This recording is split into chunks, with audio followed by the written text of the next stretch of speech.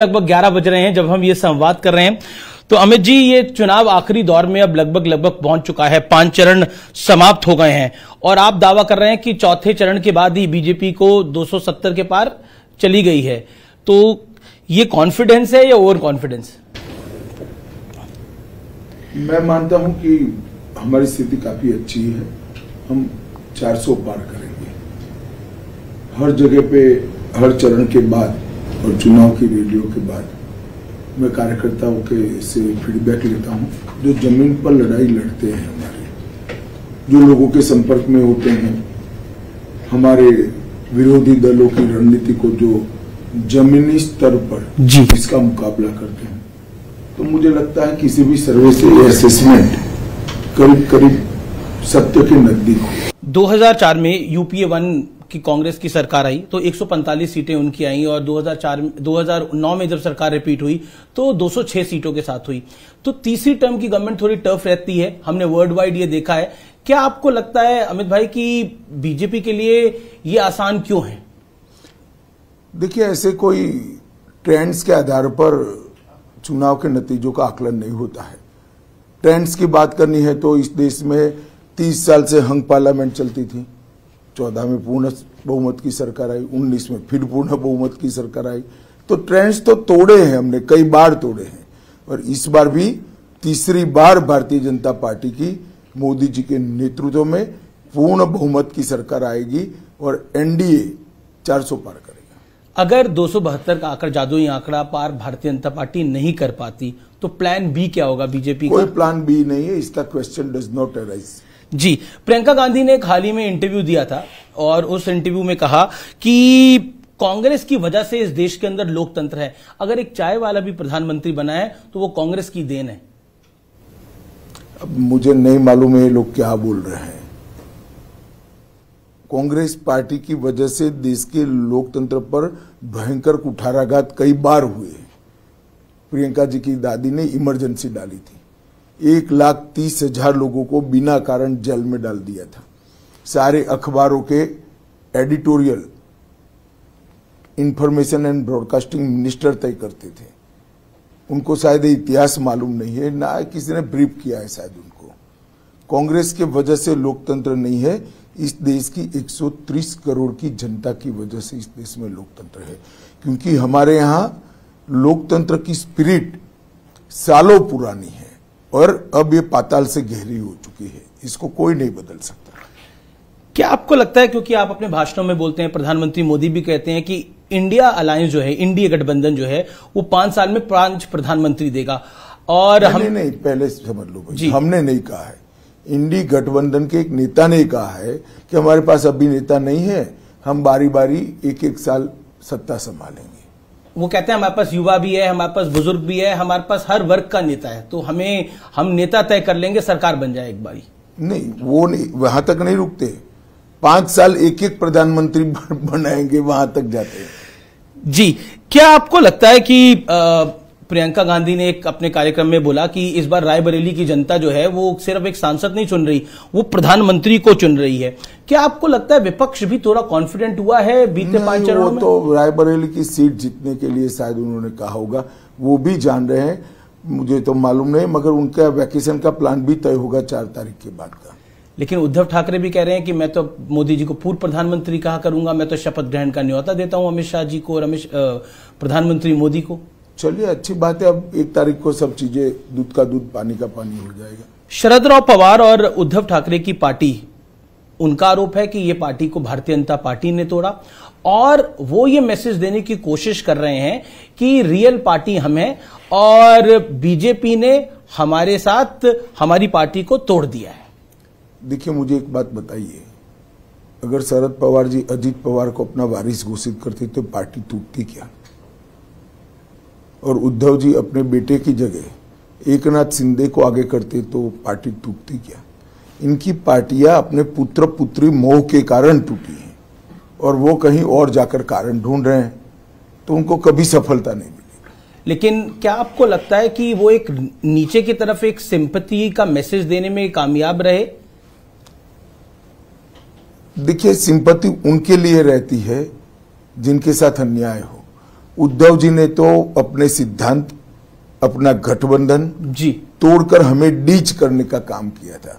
मैं नहीं समझता इनको किस प्रकार की सिंपैथी की अपेक्षा है। आपके पास महाराष्ट्र के भी ट्रेंड्स आए होंगे, क्या कहना चाहते हैं आप महाराष्ट्र में?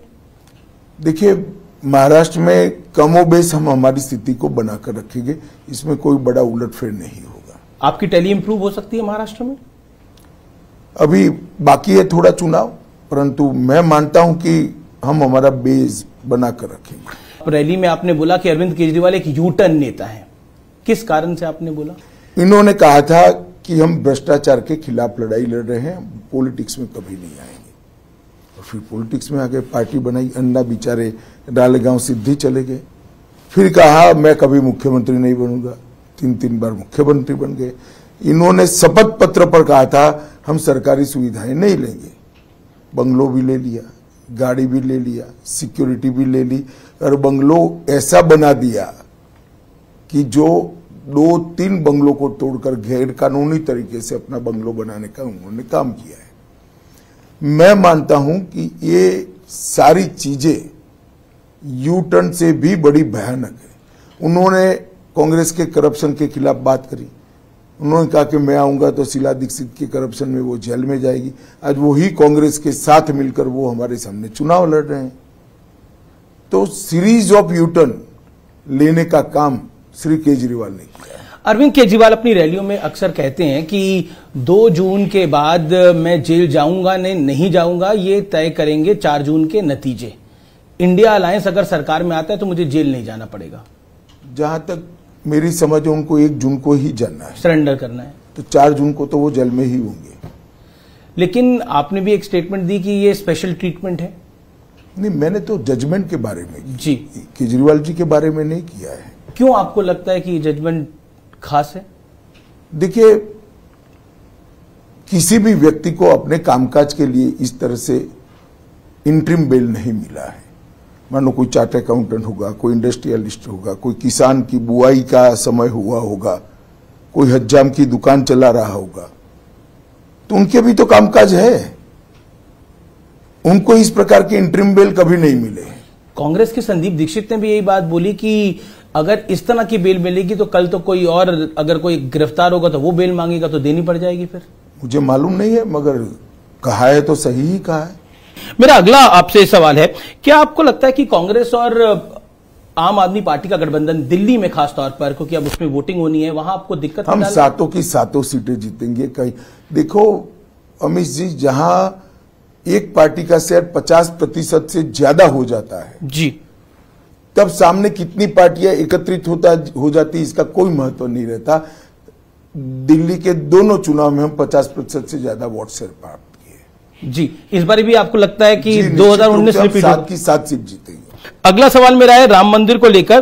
क्या आपको लगता है कि आप बार बार राम मंदिर का जिक्र लेकर आते हैं, प्रधानमंत्री राम मंदिर का जिक्र लेकर आते हैं, आपके कार्यकर्ता नेता राम मंदिर के नारे लगाते हैं, ऑपोजिशन का मानना है कि बीजेपी राम मंदिर को भी पॉलिटिसाइज कर रही है और कैश करना चाहती है 2024 के लोकसभा चुनाव में? देखिए, ये मुद्दा तब खड़ा होता है जब इन्होंने राम मंदिर की प्राण प्रतिष्ठा में हिस्सा नहीं लिया। अगर वो ले लेते तो वहीं पर बात समाप्त होनी। उनको देश की जनता को बताना चाहिए कि राम मंदिर की प्राण प्रतिष्ठा में वो लोग क्यों नहीं गए। ये एपीसमेंट की पॉलिटिक्स करने के लिए नहीं गए। इसलिए बार बार ये मुद्दा चुनाव में मुद्दा बन जाता है। जी, आप अपनी रैलियों में अक्सर बात करते हैं और कहते हैं, आरोप लगाते हैं कि विपक्ष जो है वो इस देश को शरिया के हिसाब से चलाना चाहता है। ये हमारी बात नहीं है, उन्होंने ही कहा है, अपने घोषणा पत्र में कहा है कि हम पर्सनल लॉज को इंट्रोड्यूस करेंगे। तो पर्सनल लॉ कौन सा है भाई? एक ही है, मुस्लिम पर्सनल लॉ। लेकिन कांग्रेस से मैंने सवाल पूछा, उन्होंने बोला मिस रिप्रेजेंट कर रही है भारतीय जनता पार्टी हमारे घोषणा पत्र। तो वो पर्सनल लॉज के क्या कहना चाहते हैं उसकी स्पष्टता करे देश की जनता के सामने कि हम मुस्लिम पर्सनल लॉ की बात नहीं कर रहे हैं। उनको कर देनी चाहिए स्पष्टता। लेकिन फिर आप भी तो अपना वोट बैंक साध रहे हैं इससे। नहीं, वोट बैंक कहां से सधेगा हमारा? मुस्लिम वोट बैंक वो साधने का प्रयास करें हम तो। आप दूसरा, मेरा सवाल है, ऐसा नहीं है भाई। उनके घोषणा पत्र में जो चीज है इसको हम जनता के सामने रख रहे हैं। बंगाल में ममता दीदी के गढ़ को इस बार आप बहुत बड़े तरीके से चैलेंज कर रहे हैं। कई ओपिनियन पोल्स ने तो बताया कि बीजेपी का नंबर पिछली बारी से बढ़ सकता है, लेकिन क्या आपको लगता है संदेश खाली एक बड़ा टर्निंग पॉइंट रहा बंगाल के इलेक्शन का? संदेश खाली चुनावी मुद्दा नहीं है जी। एक महिला मुख्यमंत्री के नाक के नीचे सालों तक धर्म के आधार पर महिलाओं का शोषण होता रहे और महिला मुख्यमंत्री इसलिए कुछ न करे कि शोषण करने वाले इनके कार्यकर्ता हैं, इनकी वोट बैंक का हिस्सा है। इससे ज्यादा शर्मनाक बात कोई हो ही नहीं सकती। ये इलेक्शन का मुद्दा नहीं है, ये देश की सुचिता का मुद्दा है। शासन किस तरह से चलना चाहिए? आपकी वोट बैंक को एड्रेस करने के लिए महिलाओं का आप शोषण करने दोगे? हम निश्चित रूप से इस मुद्दे को इलेक्शन के समय में भी और इलेक्शन के बाद भी बंगाल की जनता के बीच में ले जाएंगे। अक्सर आप बंगाल में अपनी रैलियों में ममता बनर्जी का जो नारा है मां माटी मानुष, उसको आप बदलते हैं और कहते हैं कि अब मुल्ला मदरसा और माफिया की खातिरदारी हो रही है। क्यों? एक बंगाल के युवा ने मुझे भेजा था जी, मेरे पास व्हाट्सएप मैंने सेव कर रखा है जी। तो ये तो जनता की फीलिंग है। क्या आपको लगता है कि सीए के नाम पर, क्योंकि आप देश की गृह मंत्री भी है, सीए के नाम पर इस देश के एक बड़े तबके को, अल्पसंख्यकों को डराया जा रहा है? बंगाल में कहा जा रहा है कि अमित शाह अगर जीत गया, यानी बंगाल में अगर भारतीय जनता पार्टी जीत गई तो सीए लागू होगा और चुन चुन के निकाला जाएगा। सीए वैसे भी लागू होगा और सीए किसी को निकालने का कानून है ही नहीं। सीए भारत सरकार का कानून है, देश की संसद ने पारित किया है और पूरे देश में वो अप्लाई हो रहा है। आज हम आपके साथ ओडिशा में थे, आपकी कई जनसभाएं हुई, भारी